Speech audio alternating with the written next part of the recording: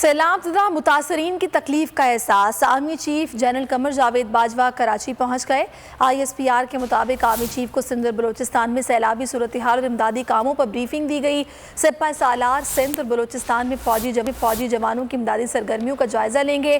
DG Khan اور راجن پور کے سیلاب سے متاثرہ علاقوں میں پاک فوج کی جانب سے امدادی سرگرمیاں جاری ہیں۔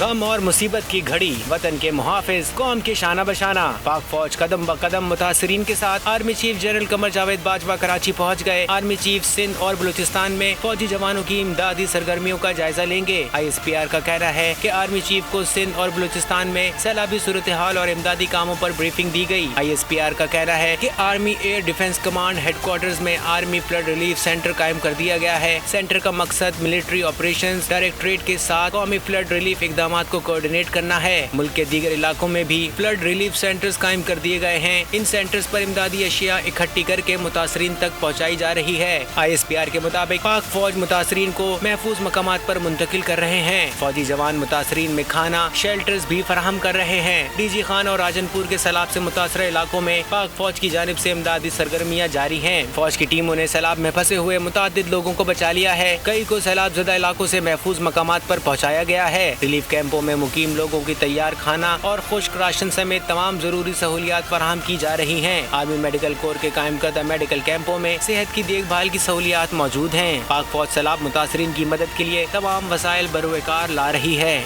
میں ہوں جاسمین منظور اور آپ مجھے دیکھیں گے صرف بول پر۔